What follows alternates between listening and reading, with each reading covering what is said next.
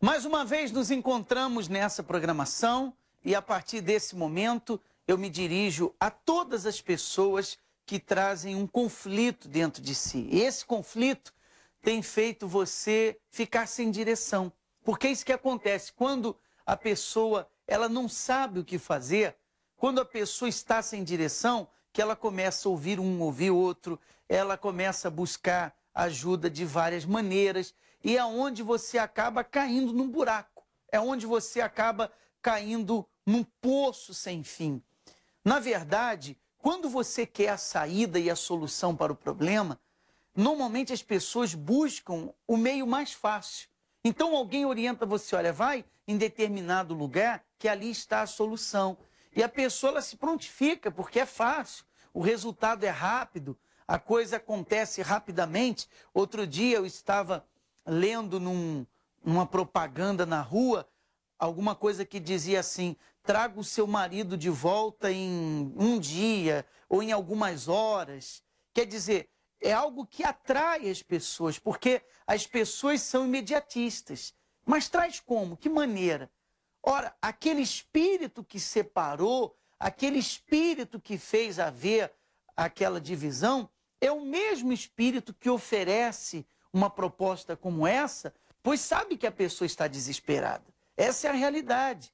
Só que aquele espírito que tirou e que faz a proposta de trazer é o que vai tirar novamente.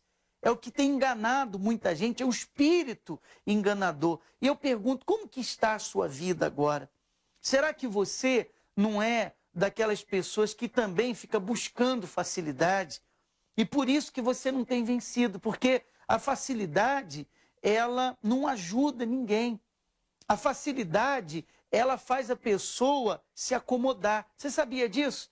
Veja que as coisas de Deus não se alcança com facilidade. Quando, por exemplo, Deus entregou a cidade de Jericó a Josué, Deus disse, olha, a cidade é sua. Agora, se você quer conquistar, você vai ter que dar 13 voltas ao redor da muralha. Você tem que conquistá-la, você tem que fazer a sua parte. Ora, o Deus que entregou a cidade já não poderia ter derrubado as muralhas? Já não poderia ter feito esse favor? Mas as coisas não são assim. Então, o ser humano, ele tem essa tendência em buscar aquilo que se torna mais fácil.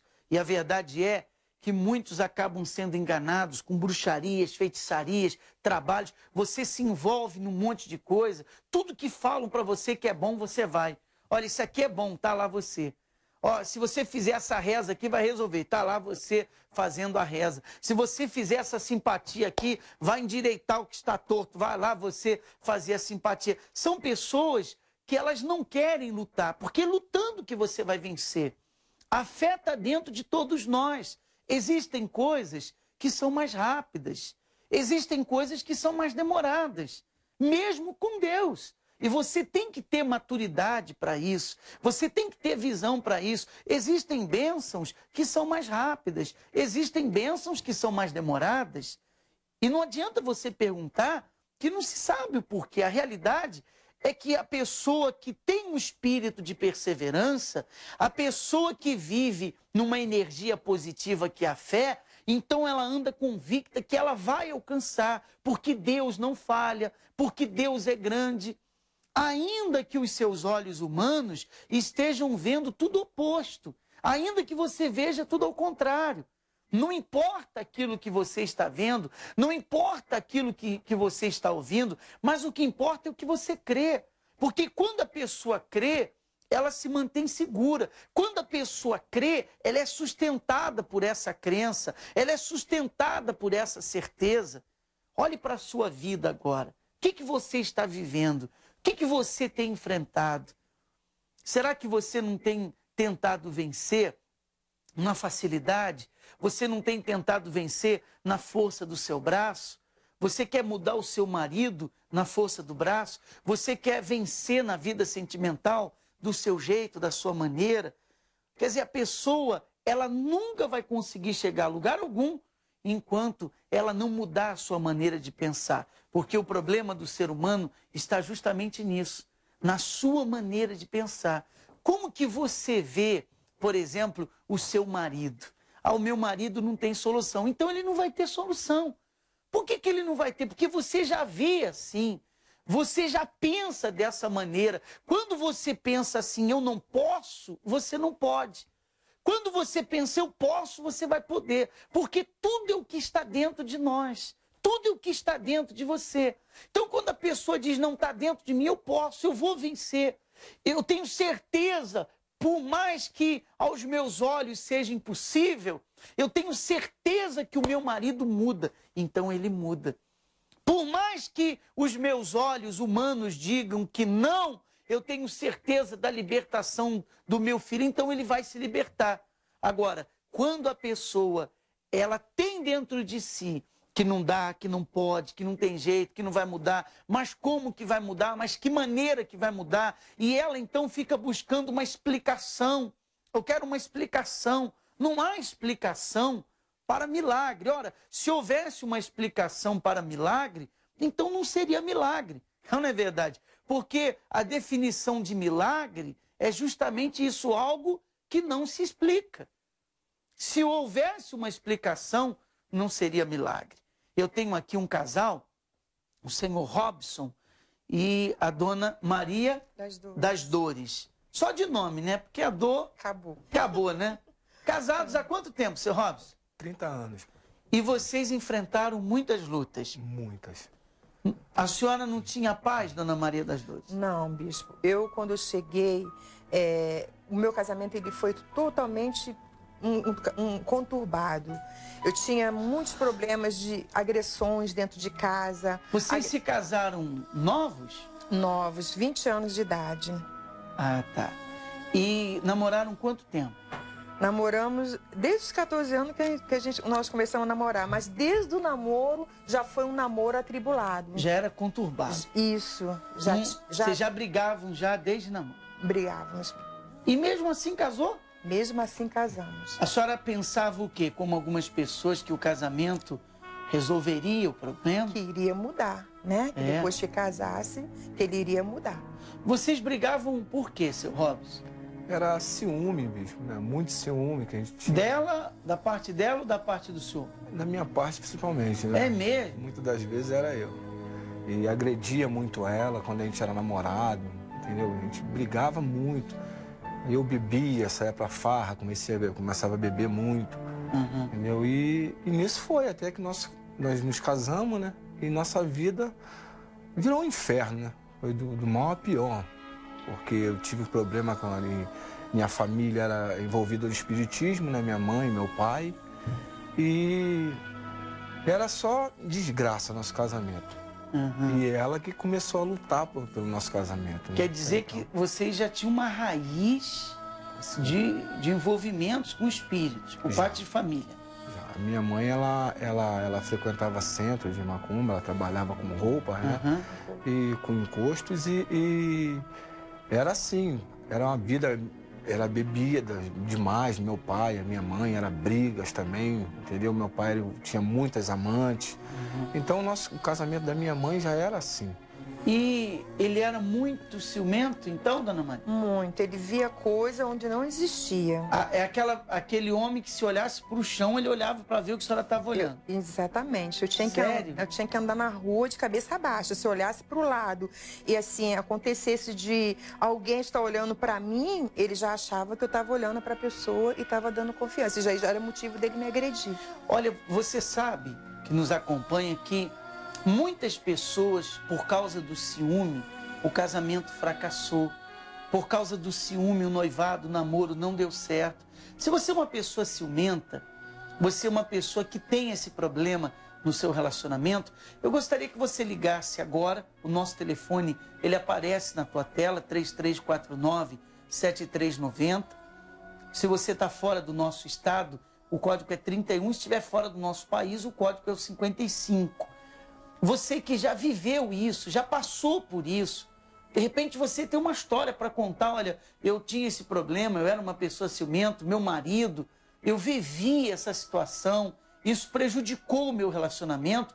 Como também você pode acessar através do www.iurdtv.com. Você pode acessar o nosso programa e postar ali o seu comentário. Nós temos um link à disposição. E esse ciúme trazia então os conflitos, né? Exatamente. Era, por causa do ciúme, e depois, com o passar do tempo, foi a bebida, né? Porque ele foi se envolvendo completamente com a bebida, cada vez se aprofundando mais. Porque do jeito que a mãe dele se acabou, na bebida. Ele estava acontecendo a mesma coisa com ele também.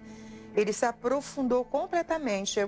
Novo ainda, aos 27 anos, ele teve que se internar, fazer um tratamento, né, nesse hospital de recuperação, né, de alcoólatras e dependentes químicos, porque os nervos dele já estavam até ficando atrofiados por causa da bebida. Quando vocês se casaram, no início foi bem o casamento? Os 2, 3 primeiros anos que foram assim. Depois do 4º ano em diante, do 5º, ele já estava cabeça virada. Bem envolvido já com a bebida já. Vocês tinham um filho já? Já, tinha um filho. Uhum. Tinha um filho. O senhor desconfiava dela? Desconfiava muito, né, bispo? Mas ela dava motivos? Não é que não dava, mas o ciúme, né, fazia com que eu sentisse isso, né? Então a gente brigava, e ali eu bebia muito, muito mesmo. Eu falava para ela que ia sair para trabalhar e não ia para o trabalho, já ficava bebendo. Eu cheguei a um ponto de eu beber uma base de 6 garrafas de cachaça por dia. Que isso? Quando eu não tinha a cachaça, eu levantava 4 horas da manhã, eu tinha que ter o álcool em casa para me beber. Quando eu não tinha em casa, eu saía e pegava nas encruzilhadas, onde as pessoas arriavam os trabalhos, e eu pegava nas encruzilhadas e começava a beber. Eu vivi quase tipo um mendigo, né? Eu já não fazia mais barba, não estava mais me cuidando, não ligava para isso. Mas o senhor ficou assim de uma hora para outra?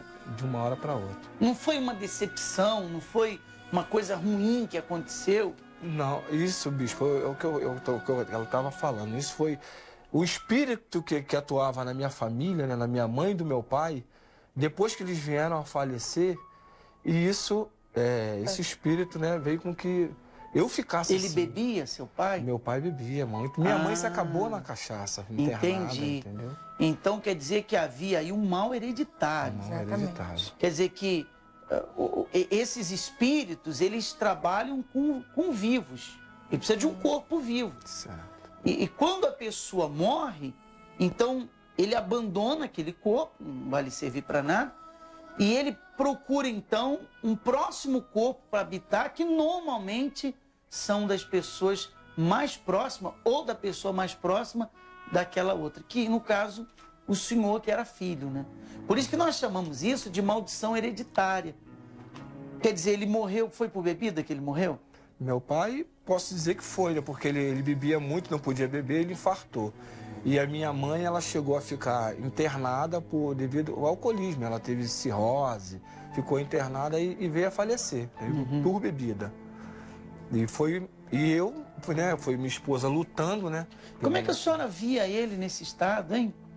Era triste, né, bispo? Porque eu ficava esperando uma melhora e cada vez mais ele piorando. E teve um certo dia que nós fomos numa festinha de uma amiga nossa, de uma conhecida nossa. Aí ele estava muito agressivo nesse dia, muito agressivo mesmo. E essa conhecida nossa, ela trabalhava com encosto. Aí ela falou assim para mim, não vai para casa não, fica aqui que eu já estou entendendo o problema do Robson. Aí no que ela falou isso, ele se acalmou, deitou lá no sofá na casa dela e ficou tranquilo, dormiu. Aí nisso ela entrou pro quarto, colocou lá as guias dela, lá dos espíritos dela, colocou, ficou rodeando ele lá, depois ela, caiu como morta. Caiu, estatalada e demorou a voltar. Quando ela voltou, ela já voltou manifestada com uma entidade, né? Aí falando para mim que o problema dele era muito sério, que ele só tinha 3 meses de vida. Olha, o Robson só tem 3 meses de vida, a gente tem que fazer um trabalho para poder amenizar essa situação.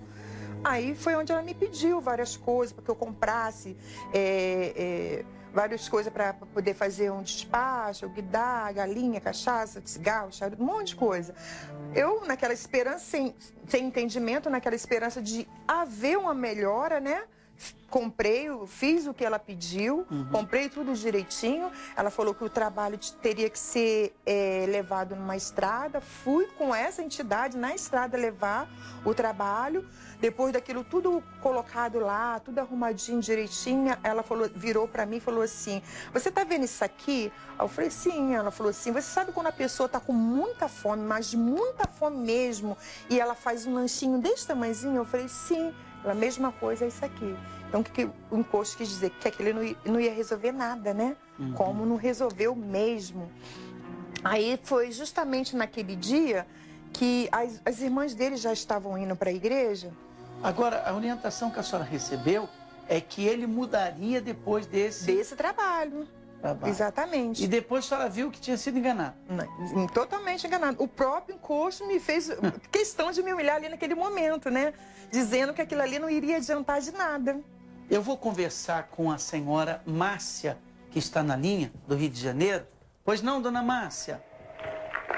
Boa tarde, bispo. Prazer falar com a senhora. É do Rio de Janeiro, de onde? Sim, de Realengo. E a senhora quer contar um depoimento, é isso? Sim, senhor. Pois não.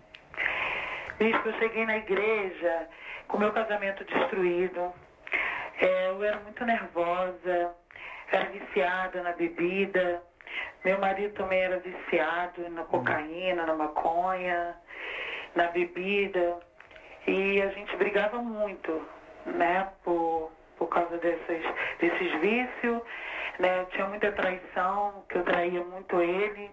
Ele era muito ciumento, tinha muito ciúme. A gente brigava na rua quando a gente saía para as farras. A gente saía muito para as farras, entendeu? Para as noites. E as brigas eram constantes? Na nossa família, a gente era a ovelha negra da família, porque a gente brigava muito. Então, nossa família, né, era assim. Né? Agora, vocês pensaram em separação? Chegaram a se separar? A gente chegamos na igreja, bispo, separado. Eu tinha nojo dele, falava que eu não ia voltar para ele.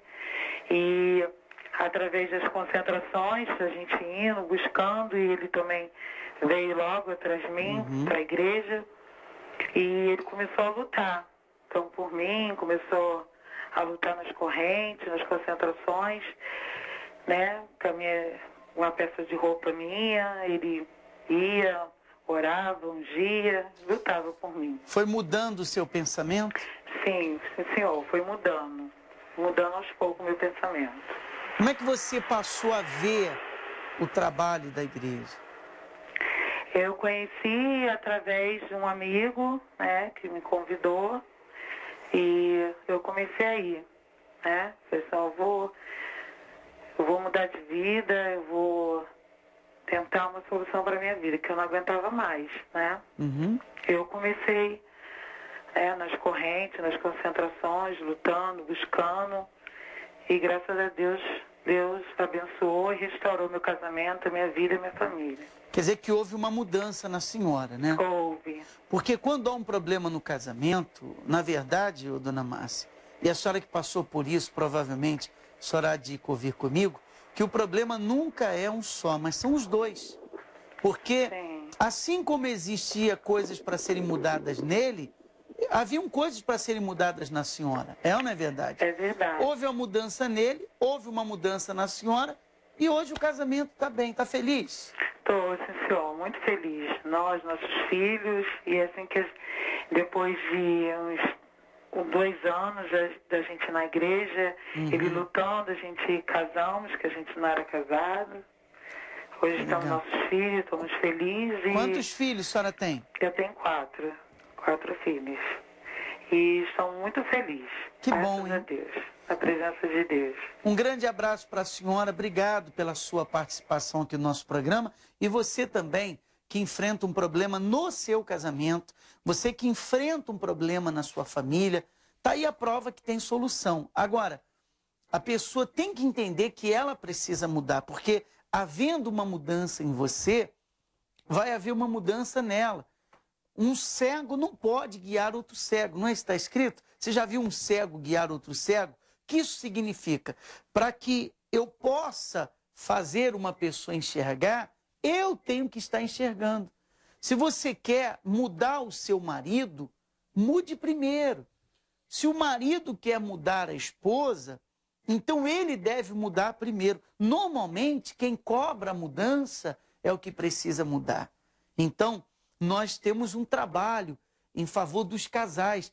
Trabalhamos para dar a direção ao marido, como ele tem que ser para com a esposa para com o marido, aonde nós oramos pela família, nós ensinamos como você ter um lar estabelecido sobre a rocha, que é o Senhor Jesus, como você ter uma família protegida, guardada. Essa é a importância de você buscar a direção nas concentrações de fé e milagres que nós realizamos no domingo em favor da família. E se você também enfrenta um problema no seu casamento e você quer a nossa ajuda, você pode tanto acessar agora, tá? Você que me ouve pela IURD TV, www.iurdtv.com, você que me ouve pela Rede Aleluia, você pode acessar a IURD TV agora e tem um lugar para você fazer o comentário.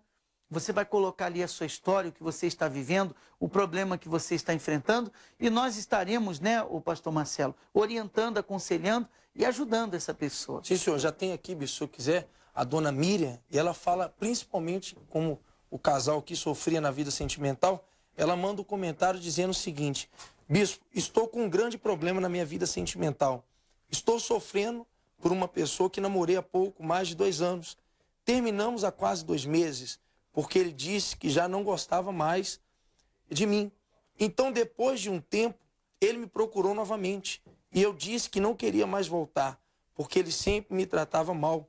E pelas diversas vezes em que me disse não me amar mais. E agora?